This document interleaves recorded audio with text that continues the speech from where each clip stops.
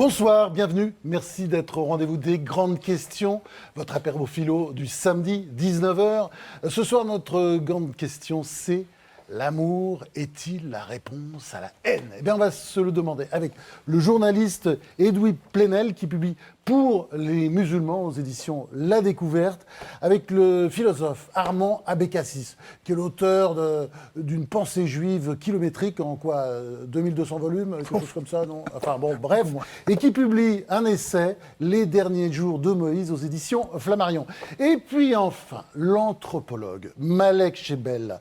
Alors lui, qui est un des meilleurs spécialistes de l'islam au monde, qui publie L'inconscient de l'islam chez CNRS Éditions. Face à eux, nos trois agrégés de philosophie que le monde entier nous envie, Sophie Norman, Mazarine Pinjot et Eliette Abécassis. Bien entendu, pendant toute l'émission, vous pouvez réagir sur LGQ pour les grandes questions, hashtag bien sûr. Alors, première question, vous allez répondre. La question de l'émission, est-ce que l'amour est vraiment la réponse à la haine? Oui, à condition de ne pas aimer que les siens, que ceux qui vous ressemblent, que celui qui vous est le plus proche, que celui qui vous rassure, à condition d'être capable de faire chemin vers l'autre. C'est la question, pour moi, essentielle de l'empathie, c'est-à-dire un humanisme concret, pas des déclarations abstraites, générales, qui est capable d'aller chercher, et je pense que c'est dans ce moment-là qu'on trouve sa propre humanité. Aimer l'autre, aimer le différent, aimer le distant, aimer celui qui vient d'ailleurs.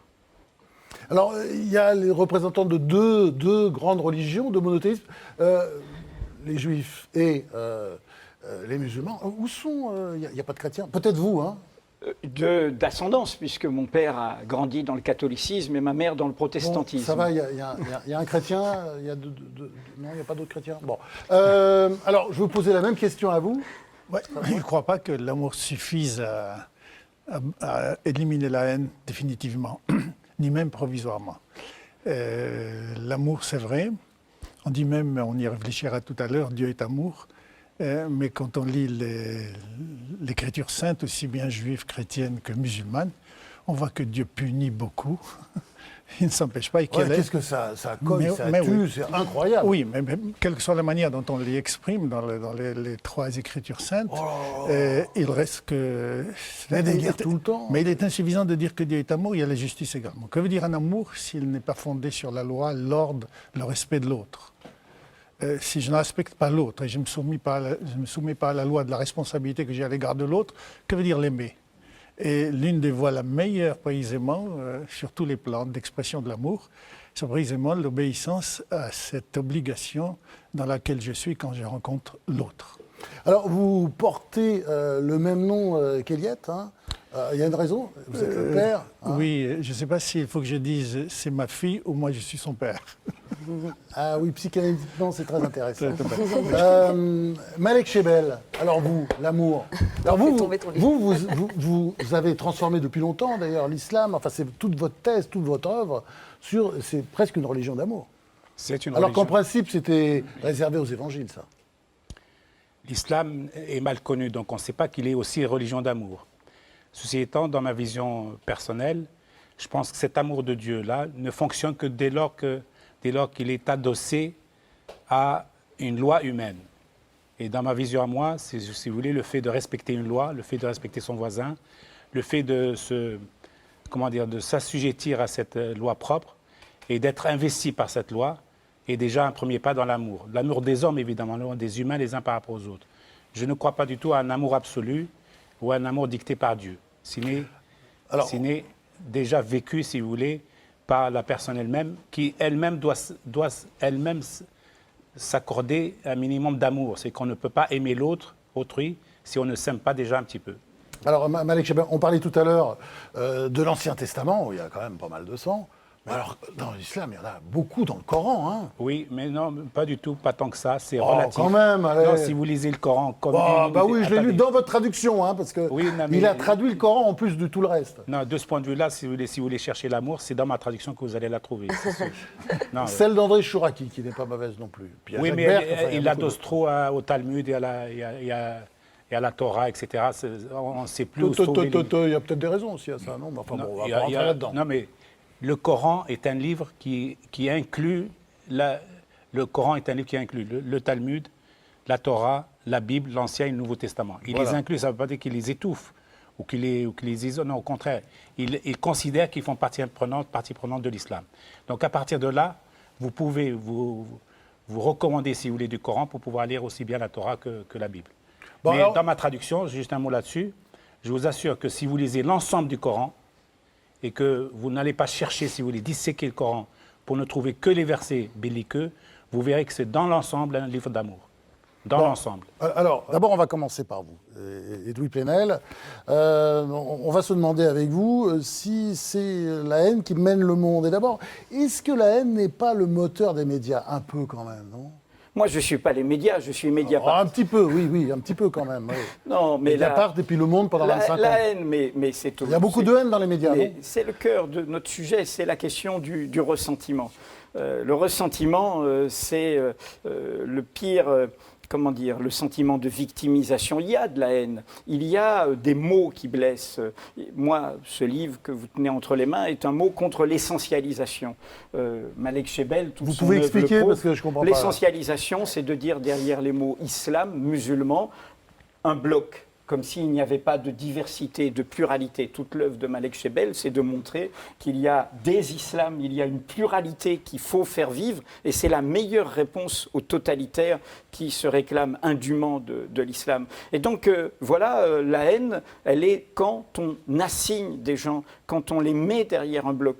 Les Juifs de France ont connu cela, cette stigmatisation où derrière le mot juif, on mettait le mot argent, on mettait le préjugé. Et donc la haine, son ressort médiatique, c'est celui-là, l'essentialisation. Ne pas aller voir la pluralité, la diversité, les situations concrètes. Alors, vous, Edoui Plenel, ça vous arrive d'aimer vos cibles? Vos cibles journalistiques, vos ennemis? Ça vous arrive ou pas? Moi, je n'ai aucune haine. Un peu de temps en temps, non. Vous êtes sûr? Absolument. Les yeux dans les yeux, non? Oui, absolument. Les yeux dans les yeux, comme vous le dites. Voilà. Jamais. Vous avez des haines successives comme d'autres, des sincérités successives? Je fais mon travail, mais je suis capable de les comprendre comme hommes, comme femmes, comme individus.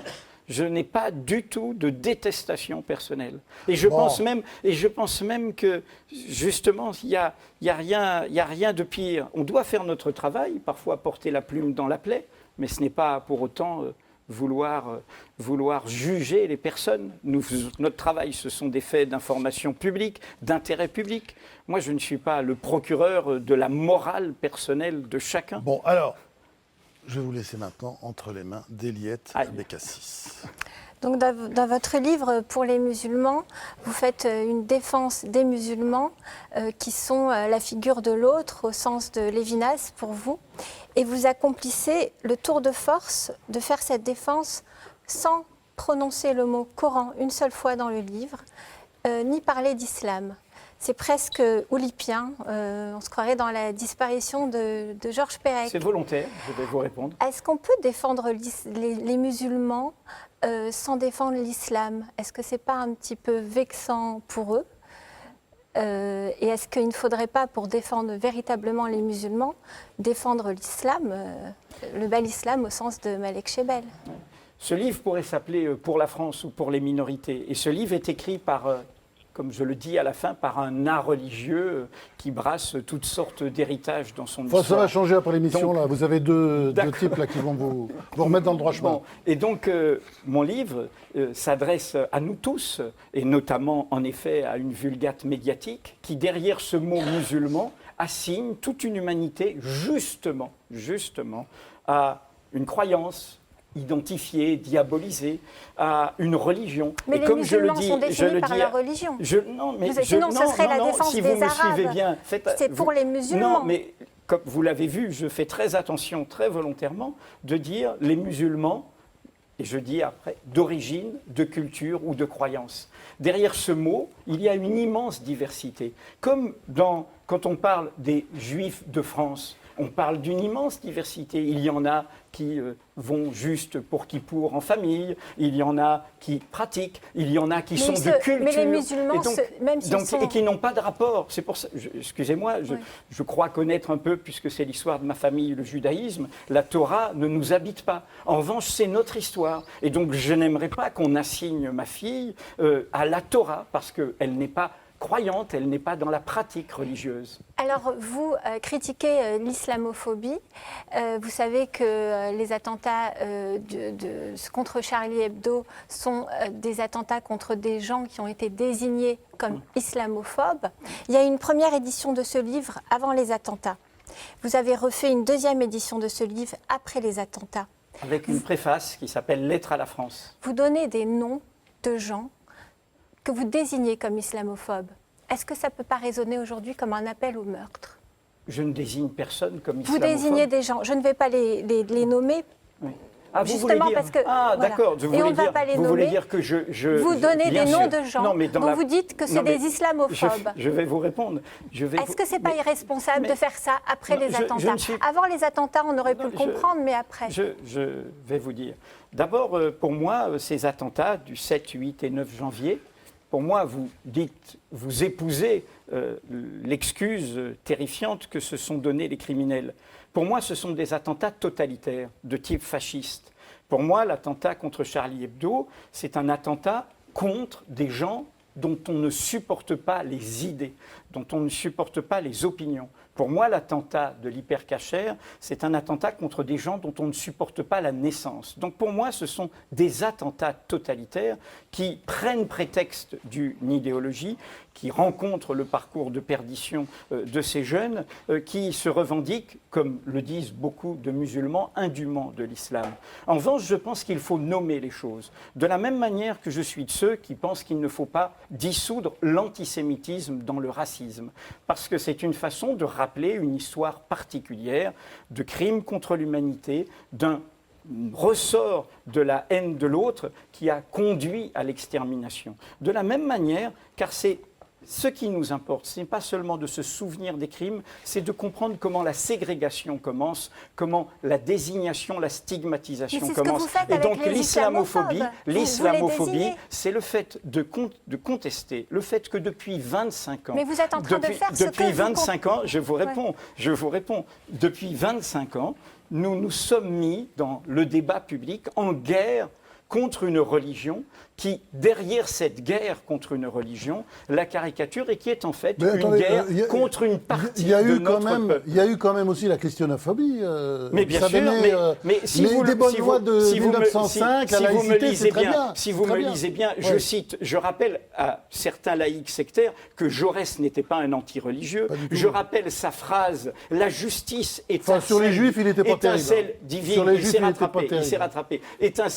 Étincelle divine qui rallume tous les soleils. Moi, c'est un éloge du déplacement, mon livre. Sophie Norman. Oui, Edoui Plenel, vous dites qu'il faut refuser toute forme d'essentialisation, d'assignation à identité. Vous le dites à très juste titre et c'est pour cela, dites-vous, que vous écrivez ce livre pour les musulmans. Moi, je voulais juste lire une très courte phrase. C'est à la page 13, j'ai pris celle-là. Il y en a beaucoup d'autres de la même teneur dans le livre. Vous revenez sur les attentats du mois de janvier et donc vous parlez de Lassana Bathily, ce sauveur d'otages, et puis des otages de l'hypercachère, et puis de ce policier musulman qui a été tué, de ce correcteur musulman tué à Charlie Hebdo. Et vous dites donc un correcteur et un policier, deux gardiens en somme, l'un de la langue, l'autre de la paix, de la langue française, de la paix française. Si je le souligne, ce n'est évidemment pas pour les distinguer des autres victimes, mais simplement pour énoncer cette simple vérité: l'islam appartient à la France. Alors, si ça n'est pas une essentialisation et une assignation à identité, il me semble que vous prenez trois exemples d'individualité, le sauveur d'otages, le correcteur et le policier. Tous trois, vous les assignez à leur assignation musulmane et puis vous faites finalement exactement la même opération que celle que vous reprochez aux racistes et aux islamophobes, simplement en inversant le signe. Mais c'est l'opération elle-même qui est douteuse. Cette opération, c'est 1 + 1 + 1 égale l'islam. L'islam appartient à la France. Je vais vous répondre parce que je pense que vous avez lu le livre jusqu'au bout et jusqu'à mes références à Jean-Paul Sartre, notamment dans ses réflexions sur la question juive. La phrase que je j'écris « L'islam appartient à la France » n'est qu'une citation d'Angela Merkel qui, Oui, mais c'est quand même la conclusion de votre raisonnement. face à Pegida, a dit « L'islam appartient à l'Allemagne ». Et je suis content que vous citiez ce passage parce que je pense que c'est ce que nous devons faire, dire que la France a le visage des 17 victimes, diverses d'origine, diverses de croyances, diverses de culture, diverses d'apparence. Et si je distingue celles-là, si je les souligne, c'est pour rappeler en effet que les musulmans d'origine, de culture, de croyance, le policier Ahmed Merabet, à ses obsèques, il était croyant, pratiquant, ce gardien de la paix, sa mère était là, elle portait le foulard, il fait partie de notre nation et de notre peuple. Mais qu'est-ce qu'il y a derrière mon propos? Contrairement aux reproches que vous me faites, il y a exactement ce que disait Jean-Paul Sartre sous le choc du génocide et de l'extermination. Il s'en prenait aux démocrates, disait-il. Il a dit beaucoup de conneries, attention, Jean-Paul Sartre. C'est pas une référence, c'est pas une référence. Mais en l'occurrence, ce livre est un livre Pendant formidable. l'occupation, il n'était pas terrible. Ce livre est un livre formidable.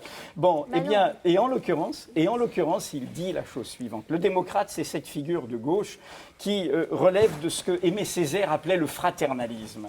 Hein, j'aime l'humanité qui vient d'ailleurs, mais d'en haut, c'est moi qui suis le cultivé, c'est moi qui suis le civilisé, etc. Et donc, le démocrate, comme disait, et ça vaut pour les Noirs, ça vaut pour les musulmans, ça vaut pour toute la diversité de notre peuple. Le démocrate, disait Sartre, il aime le juif dans l'abstrait, mais pas tel qu'il est. Et donc, il sauve le juif en tant qu'homme, mais il le tue en tant que juif. Bon, il aurait dû résister un peu plus. En clair, ce que je veux dire et que je défends dans ce livre et qui est le propos de ce livre, c'est que nous devons assumer que nous sommes une nation arc-en-ciel, faite de notre diversité, que nous devons brandir cette diversité. J'ai combattu dans un contexte politique où il fallait déverrouiller le placard de Vichy pour que les Juifs de France puissent s'assumer, se revendiquer, français et juifs, pas l'un sans l'autre, pas l'un contre l'autre, pas l'un au-dessus de l'autre, pas l'un malgré l'autre. Il y a Armand Abécassis qui voudrait parler. Je demande juste, et je m'en termine là, la même chose pour les musulmans de France, qu'ils puissent être français, pas l'un sans l'autre, pas l'un contre l'autre, pas l'un au-dessus de l'autre. Maintenant, on va faire parler les Juifs de France. Allez, Armand Abécassis. Sur le plan de la pensée, sur le plan de la réalité, quand on dit diversité, elle implique une unité. Sinon, diversité par rapport à quoi? Et que la France soit ouverte et diverse. Heureusement, c'est sa noblesse, elle a toujours été ouverte. Et elle accueille qui que ce soit, en lui demandant simplement de se plier à la loi et à la culture française. Mais la culture française existe, elle est là.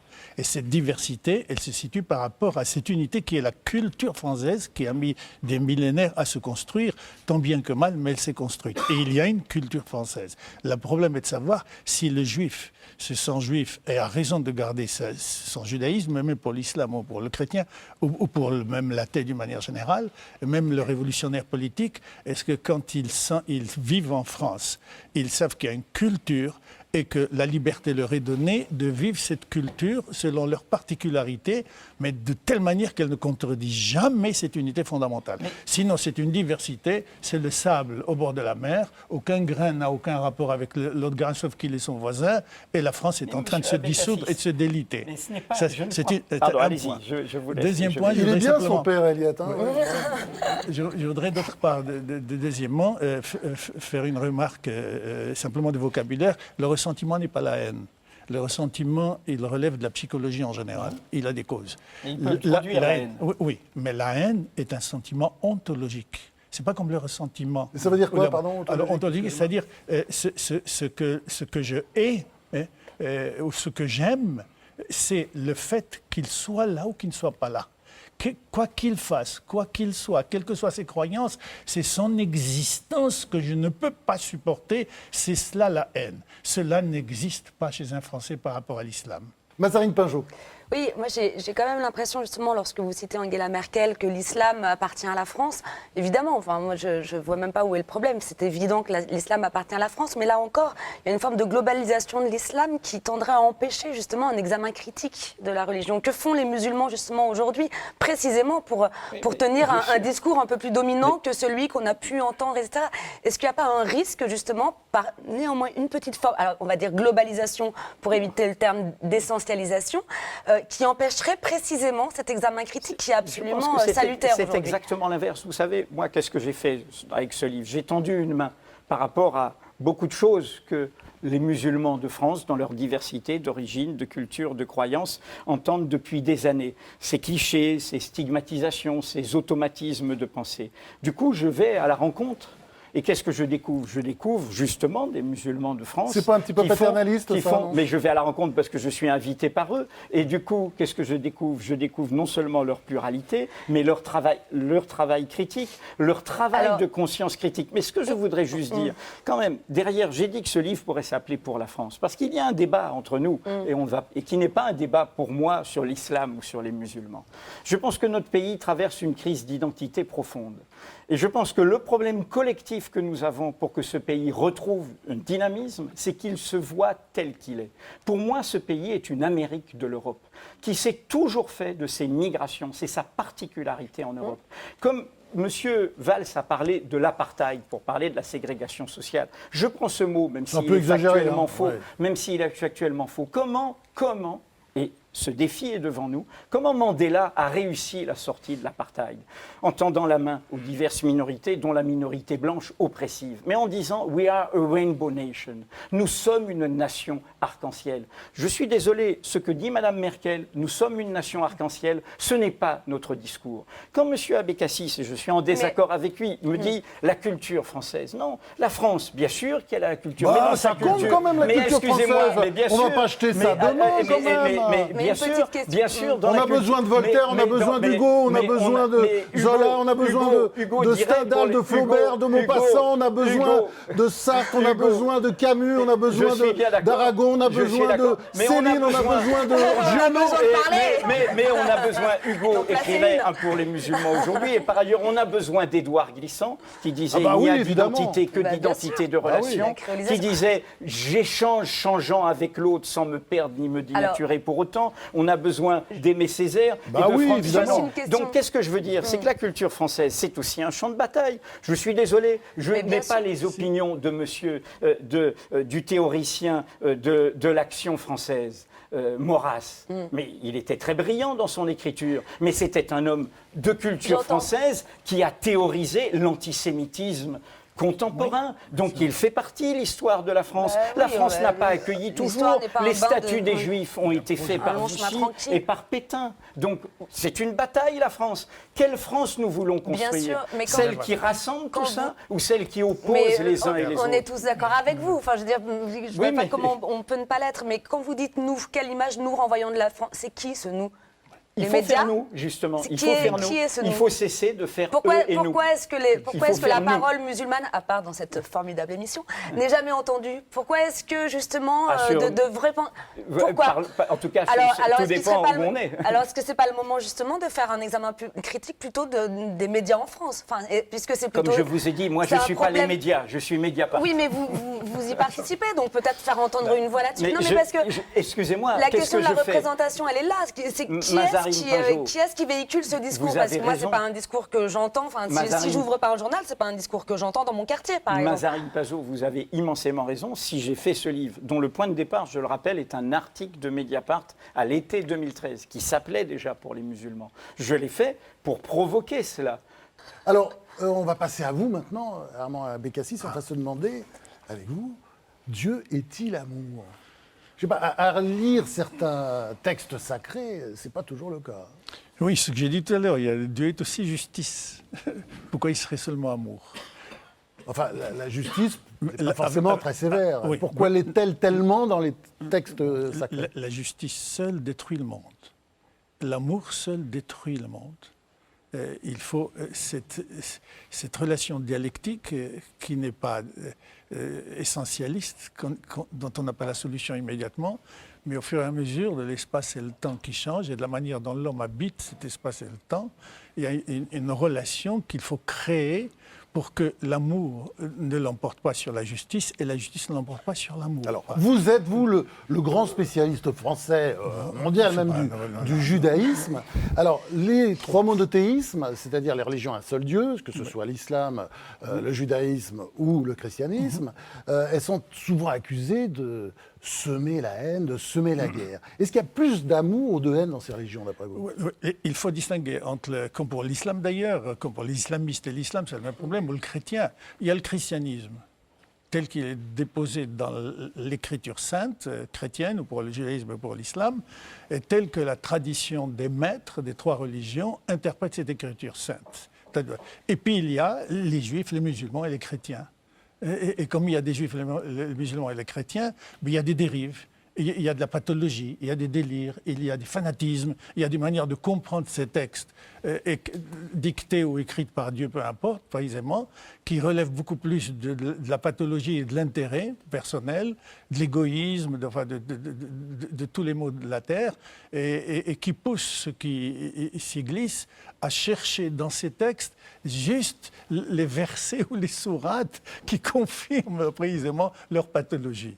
Donc, mais qui est contredite toujours quelques pages plus loin par une autre sourate ou un autre texte. Oui. Donc, il y a c'est une baffe, un câlin, une baffe, un câlin. Il y a donc le judaïsme. Alors, je réponds à la question, quand on dit en tant que philosophe aussi, quand j'entends Dieu est-il amour, eh bien, j'essaye de comprendre ces deux notions, Dieu et amour. Et quand je dis Dieu, qu'est-ce que j'ai dans la tête? Rien. Quand je dis Dieu, je n'ai rien. Si je dis Mazarine, qu'elle soit là ou pas, j'ai une image, j'ai une perception. Eh bien justement, je vais vous laisser maintenant entre les mains expertes de Mazarine Pinjot. Attendez, puisque vous le demandiez. Quand je dis Dieu, qu'est-ce qu'il y a il y a simplement l'idée d'un être absolu, infini, parfait, éternel, etc. Et donc, Dieu est-il amour? Ça me propose à l'être humain la manière dont il comprend cet énoncé, de le prendre comme modèle. Dire pour le religieux que Dieu est amour, c'est-à-dire que ta vie entière soit essentiellement amour. C'est là où on peut remettre ça en question. Que Dieu n'est pas amour, et l'être de l'homme, s'il y a un être de l'homme précisément, n'est pas exclusivement amour. Et puis quand je dis amour, que veut dire l'amour? Que veut dire aimer? Oui. Que veut dire aimer exactement? Pourquoi vous regardez Mazarine comme ça quand vous dites ça? Je suis experte en amour, France. Vous ne savez pas? Et ce qui est dangereux dans l'amour, c'est que la voie de l'amour exclusive, sans aucun doute, elle conduit au sacrifice et à l'amour et à la mort. Je ne suis pas là parce que j'aime l'autre, pour mourir pour lui prouver que je l'aime. Non. Oui, c'est l'épreuve d'Abraham, de la ligature d'Isaac. Dieu demande à Abraham, si tu m'aimes, tu prends ton fils, tu le sacrifies. Ben Abraham aurait dû lui dire, moi que je n'ai que 2 enfants, va voir le voisin, il en a 6. Oui, c'est clair. Mais Abraham, c'est l'homme de l'amour. Et l'homme de l'amour, ben, il va montrer à Dieu qu'il l'aime à ce point-là qu'il va dériver. Il va sacrifier son fils. Et c'est la logique normale de l'amour. Non, on ne va pas introduire encore. Et c'est là où les deux grandes branches, Ismaël versus Isaac, et nous avons... J'ai dit son fils. Et comme tout à l'heure, j'ai défini la haine, l'amour, il est ontologique parce qu'elle a des très beaux textes là-dessus, dans ses pensées. L'amour est ontologique dans le sens où ce qu'il aime, c'est le fait que l'autre soit. Ça ne veut pas dire qu'il aime sa conduite. Mais jamais sa conduite ne peut remettre son existence. Je ne peux pas le tuer parce qu'il est fanatique, je ne peux pas le tuer parce qu'il blasphème, je ne peux pas... Non, ça veut dire que je ne l'aime pas. Mais vous êtes en train de subjuguer Mazarine Pinjot, mais je crois qu'elle va quand même vous poser sa question là. Mais il faut qu'il y ait la justice, il faut qu'on répare. Mais quelle que soit la faute de l'autre, si j'ai de l'amour pour lui, c'est ce qui me permet... Non. D'abord, il répare. La justice doit passer par là. Et une fois qu'il a réparé, à ce moment-là, je peux l'aimer. Mais tant il faut que l'amour traverse la voie très difficile, parfois impitoyable de la loi. Alors, dans votre midrash, qui est absolument passionnant sur les derniers jours de Moïse, il y a quelque chose qui m'a beaucoup intéressée. Qui sort donc dans les premiers jours d'avril, dans 15 jours. Voilà, et qui donc reviennent sur les derniers jours de Moïse. Il y a quelque chose qui est tout à fait passionnant et dont je me demande si ce n'est pas là aussi l'un des ferments de la problématique actuelle, à savoir que Moïse, qui arrive sur les rives du Jourdain, est interdit par Dieu de traverser le Jourdain pour arriver en terre promise. Et vous l'interprétez de la façon suivante, qu'il faut une séparation entre le pouvoir spirituel dont Moïse serait le garant, et qu'il aurait finalement investi de son peuple dans le désert, c'est-à-dire précisément hors territoire, non pas dans un pays avec des frontières où doit se poser et se construire une politique terrestre. Et puis de l'autre côté, le pouvoir temporel qui sera finalement pris en charge par Josué, mais qui doit bien être distingué finalement de la figure de Moïse, précisément pour ne pas sombrer dans l'idolâtrie et pour ne pas sombrer dans cette confusion entre le spirituel et le temporel. Est-ce que l'une des grandes problématiques de la religion aujourd'hui n'est pas cette confusion? Oui, mais elle est essentielle et c'est ce qui traverse toute la Bible. La Bible a toujours séparé le roi qui est dans son palais et le prêtre qui est dans le temple. Et les deux sont obligés d'accepter des compromis, on appelle ça l'interprétation de la parole absolue, qui en tant que telle, à cause de la finitude ou grâce à la finitude de l'homme, ne peut pas descendre sur terre. Ce que dit Dieu reste dans le ciel. Je parle symboliquement, bien sûr. Il ne peut pas descendre en tant que tel sur terre. Il faut donc qu'il y ait d'une part le politique, par rapport au problème de sécurité intérieure, économique, de l'organisation du lien social, qu'il interprète, c'est-à-dire qu'il humanise cette parole absolue pour qu'elle prenne sens pour lui dans le politique. Et le religieux fait la même chose. Le prêtre, le rabbin, l'imam n'ont pas le pouvoir absolu. Ils sont obligés d'interpréter aussi la parole absolue inhumaine, au-delà de la capacité humaine, pour l'humaniser et la rendre possible du point de vue spirituel, du point de vue culturel, du point de vue moral. Le problème, c'est qu'il faut un troisième fondement de la société, et qui est représenté dans la Bible par le prophète. Le prophète est là, il n'y a pas d'institution. Il y a une institution politique, une institution religieuse, mais le prophète est derrière les moutons, et tout d'un coup, il entend Dieu, c'est ce que dit le texte, il entend Dieu lui dire, attention, ça va mal dans mon peuple, va leur dire ceci et cela, et qu'ils trahissent l'alliance et la morale, etc. Oui. Donc, il faut un prophète qui puisse surveiller les compromis dans l'interprétation du religieux et du politique. Pourquoi? Parce que ces compromis par le religieux et le politique, nous y sommes, se transforment en compromission. Et il faut que le prophète soit là pour empêcher les dérives. Et donc une politique adossée sur du religieux devient nécessairement dogmatique et dangereuse. Oui, à condition précisément de comprendre de nouveau ce que veut dire la religion. Et le premier énoncé biblique, quand Dieu crée le monde et crée l'homme, il a créé l'homme à son image. Il n'a pas créé le juif, il n'a pas créé le chrétien, il n'a pas créé le musulman, il n'a pas créé l'athée, le blanc ou le noir à son image. Il a créé l'homme à son image. Et c'est ça le principe finalement de la spiritualité.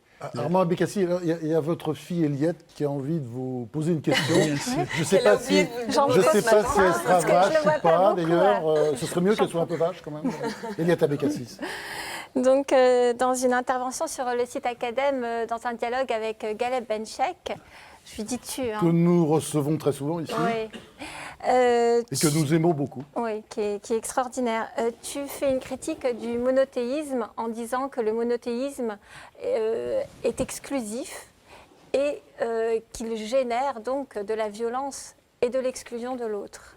Alors, comment sortir de cette violence? Est-ce que le monothéisme est responsable de la violence religieuse? Non, le monothéisme, le principe monothéisme, en se fondant sur la contradiction, oblige de prendre position où il y a un Dieu, et donc tous les autres dieux sont des faux dieux. Et je suis dans la contradiction. C'est l'un ou l'autre. Et dans ce sens-là, il y a les germes de la violence, puisqu'il y a l'exclusion des autres, puisqu'ils ne croient pas à ce Dieu-là. Je fais la même chose pour la raison. À partir du moment où c'est la raison qui commande, elle me fait entrer dans le monde de la contradiction et m'oblige à choisir où c'est vrai ou c'est faux. Mais quand c'est vrai, je pose le principe de la violence. Pas parce que tout le reste est faux. Être violent, ce n'est pas porter la main sur l'autre ou lui faire la guerre ou le haïr. Être violent, c'est une excellente définition de Léo Strauss, précisément. J'appelle violent l'acte qui ne fait pas participer autrui à son élaboration. Sophie Nordman. Oui, il me semble, on pose la question de la diversité et de l'unité, mais est-ce que justement le monothéisme n'est pas aussi ce qui permet à la diversité d'exister en tant que diversité dans l'unité? Parce que là, j'ai l'impression qu'on oppose les deux un peu rapidement. Le principe du Dieu un, c'est quand même qu'il est le Dieu de l'humanité une, et d'une humanité qui est à la fois une et diverse, justement. Vous savez comme moi que le terme hébreu pour désigner le mot homme, c'est le mot Ben Adam, le fils d'Adam. Tous les hommes sont des fils d'Adam. En d'autres termes, tous les hommes sont des frères, et des frères, comme on le sait, peuvent être tous différents. Il n'y a qu'une seule Néanmoins, race, l'homme. ils sont dans une unité. Donc, est-ce que... en complément, disons, de ce que vous dites, il ne faut pas aussi affirmer cette idée que la véritable diversité, elle est justement ce qui est permis par le monothéisme, qui sort justement de l'opposition et de la relativité des peuples entre eux pour poser une unité de l'humanité. Bien sûr, si le Messie vient et qu'il vient seulement pour un peuple, il vaut mieux qu'il reste à sa place. Et le Messie vient pour toute l'humanité, ou il ne vient pas, il ne va pas du tout. J'ai dit tout à l'heure que Dieu a créé l'homme à son image. Et je vous donne sur le plan simplement pratique, quasi rabbinique, le juif a 613 commandements. Et le rabbin dit, s'il n'obéit pas à 613 commandements, il ne mérite pas le monde à venir. Et les rabbins disent, et le non-juif, on lui demande simplement d'être moral. Et il a place au monde à venir. Malek Chebel. Le problème qui se pose à nous aujourd'hui, dans cette diversité, dans l'unité, parce qu'évidemment tous croient en Dieu, en un seul Dieu, et au Coran qui est la parole de Dieu, mais néanmoins, tous s'accordent à dire que le sunnite n'est pas le chiite, et que dans le chiisme il y a des écoles, que dans le sunnisme il y a des écoles. Et que plus largement encore, les musulmans du bout de la planète ont également leur compréhension, non pas du Coran, parce que si tous comprenaient le Coran véritablement, et moi qui l'ai traduit, j'ai signalé chaque fois que j'ai une confusion dans la traduction du Coran, que là, je n'ai pas compris. Et je vais même plus loin, je dis qu'aucun des traducteurs n'ont compris réellement, puisque même patauge dans leur traduction. Donc, ce que je veux dire, c'est que nous n'avons pas compris le Coran. Pas suffisamment en tout cas, pour que nous puissions nous positionner de manière sérieuse sur les problèmes contemporains. D'où l'interprétation. Mais cette interprétation elle-même est confuse, parce que souvent les gens se raccrochent au XIIIe siècle, à Ibn Taymiyyah, des fondamentalistes de ce genre, et ils disent que l'islam d'aujourd'hui doit correspondre à l'islam d'Ibn Taymiyyah. D'où le combat de la réforme en islam. Tant que nous parlons, si vous voulez, de la parole fondatrice, on est tous d'accord. Elle est née en un temps donné, en un lieu donné, elle est achevée, en quelque sorte, et en plus, on ne la comprend pas toujours. Donc on est tout à fait d'accord. Et dans le cas du Coran et de l'islam, c'est tout à fait manifeste. On est d'accord sur ce que nous connaissons, nous ne connaissons pas. Ah ben non, Ah parce non. que c'est ouvert à l'interprétation incessante. Mais justement, c'est ce qu'on appelle de nos voeux. Il faut que le Coran soit interprété ici et maintenant. C'est ça. Et applicable, et qu'il soit appliqué ici et maintenant dans notre condition Et humaine. alors pourquoi on résiste à l'interprétation? Pourquoi est-ce qu'il y a une telle difficulté à... Face à la connaissance. On a peur de la connaissance. On a peur de savoir. On a peur de savoir. Parce que au savoir est accolé un grand mot qui est la responsabilité. Quelqu'un qui sait ne peut pas se permettre de faire n'importe quoi. C'est celui qui ne sait pas qui fait n'importe quoi, au prétexte qu'il ne sait pas précisément. L'ignorance nous protège parfaitement. Donc nous militons pour relever le couvercle, pour dire qu'il faut absolument que nous sachions un peu plus, pour que les gens soient plus responsables. Edoui Plenel. Ce que Jules Isaac, le fondateur des Amitiés judéo-chrétiennes, appelait l'enseignement du mépris, l'enseignement du mépris par rapport à l'autre. Moi, je suis très content d'entendre des hommes de foi, de croyance, nous expliquer, au fond, en insistant sur l'interprétation, combien la religion est une affaire humaine.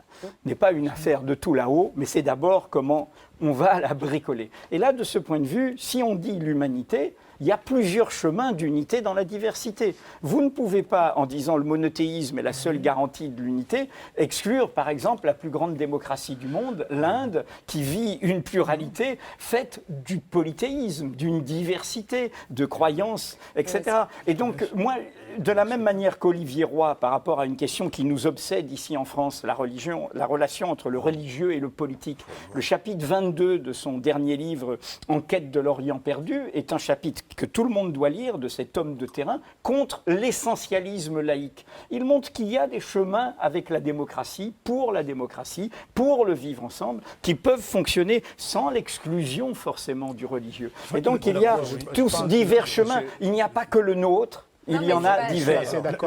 La voie par laquelle on réagit contre la haine et la violence et le tragique, c'est libérer l'homme du sens unique devant quoi que ce soit. Le faire entrer dans le monde de la polysémie, de la polyvalence, de la multiplicité des significations.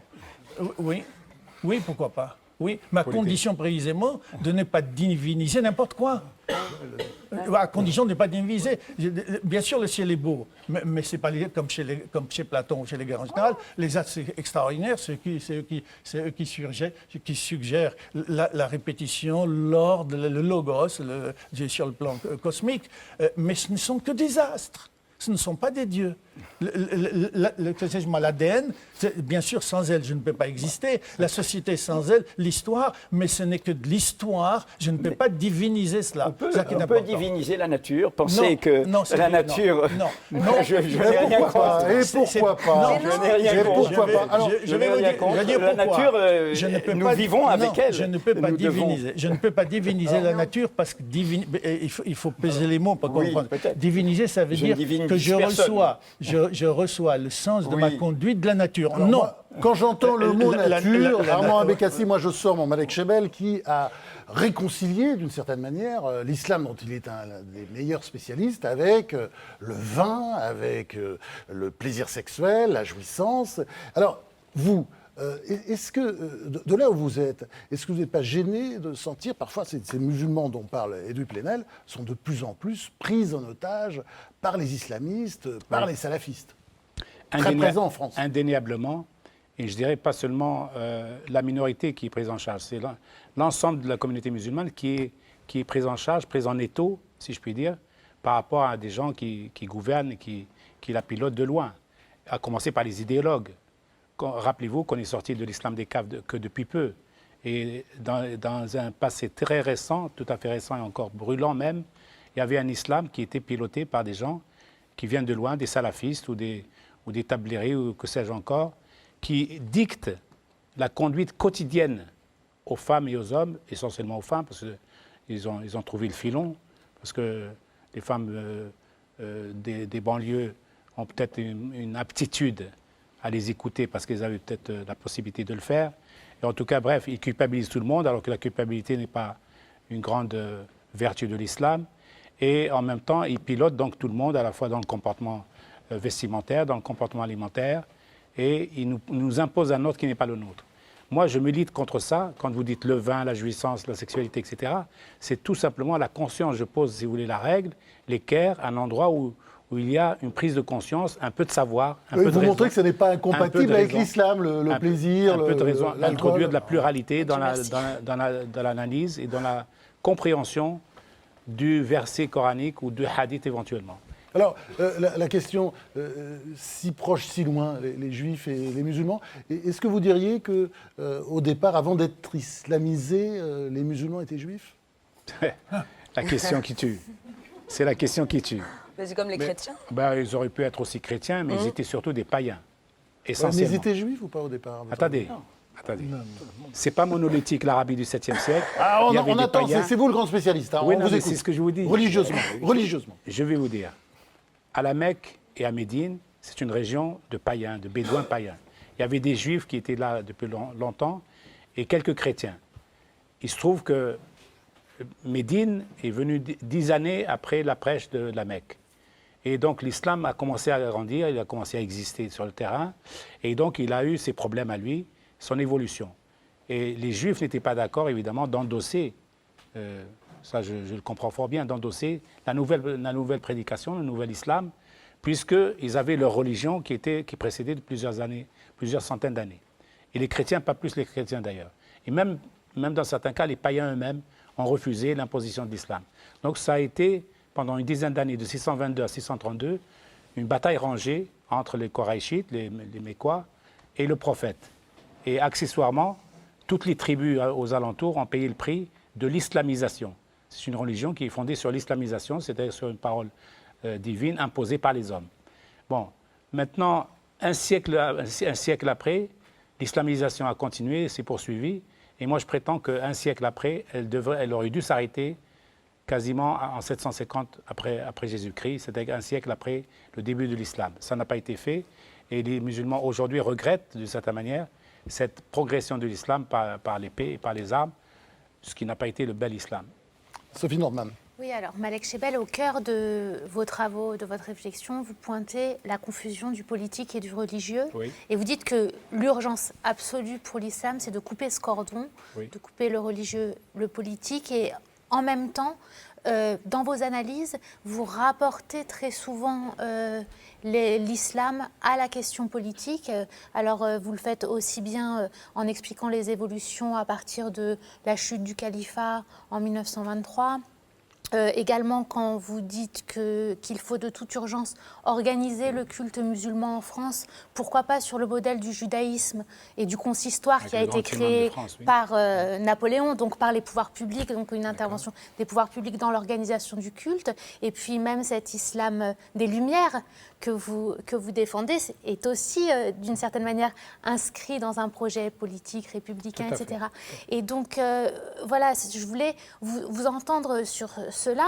À quoi ressemblerait, puisque finalement, la question du politique et du religieux, et ces deux questions sont si imbriquées dans l'islam, vous dites qu'il faut couper le cordon, mais donc à quoi ressemblerait un islam qui serait déconnecté de toute dimension politique? Oh là, vous me posez une question qui regroupe. C'est mes travaux depuis 30 ans. Mais je vais vous répondre rapidement. D'abord, je milite pour la séparation de la religion et de la politique, du spirituel et du temporel. Je milite clairement là-dessus. Et en écrivant cela, ce n'est pas seulement par les paroles, mais par les gestes aussi. Vous êtes pour une république laïque?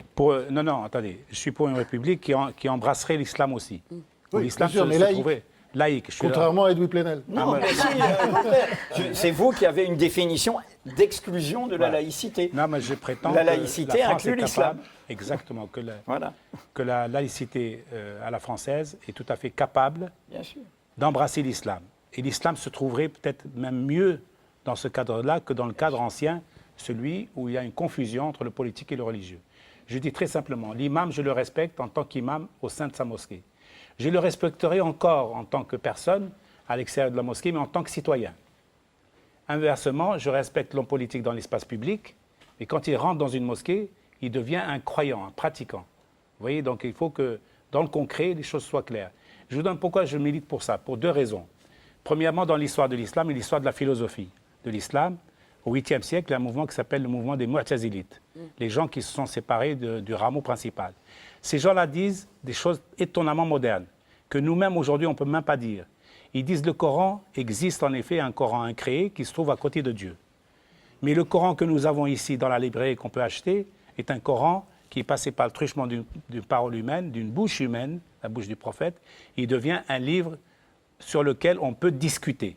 Je ne dis pas qu'il faille le contredire, mais sur lequel on peut discuter. Il y a une possibilité, une petite fenêtre dans laquelle on peut s'engouffrer pour faire une analyse critique ou une pensée d'homme, d'être humain sur la parole de Dieu.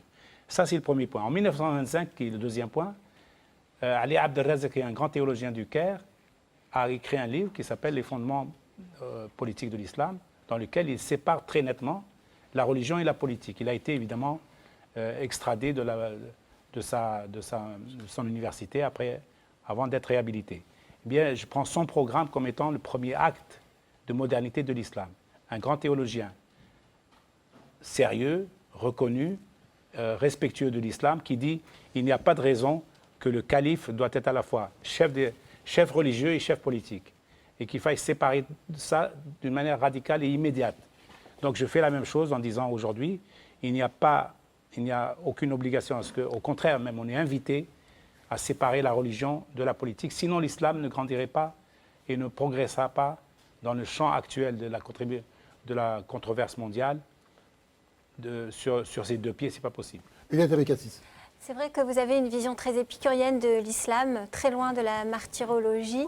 Et dans votre livre, L'inconscient de l'islam, vous faites une véritable psychopathologie de l'islam en dévoilant tout le refoulé finalement. Vous expliquez que le djihad vient au départ d'un désir en partie voilà, de ramener des femmes dans les harems et que c'était ça la motivation du djihad. Et vous dites... Pas tout le djihad, c'est la notion dévoyée du djihad. C'est que le djihad était valable jusqu'en 632, période du prophète. Après, ce sont des hommes qui ont pris la relève.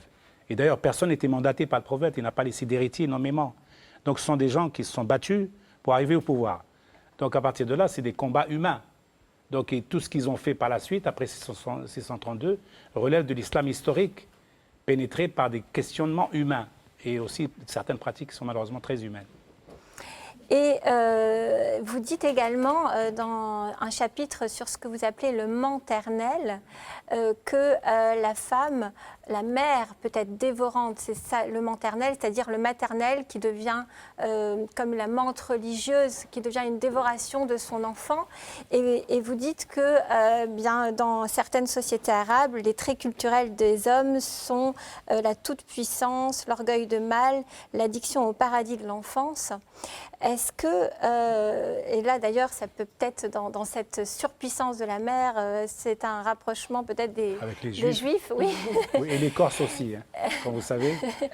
Germain Tillon a écrit un livre. Les Italiens aussi. Les Italiens aussi. Est-ce que vous pensez que trop d'amour tue? Ah, cet amour-là, c'est pas un amour de liberté, c'est sûr.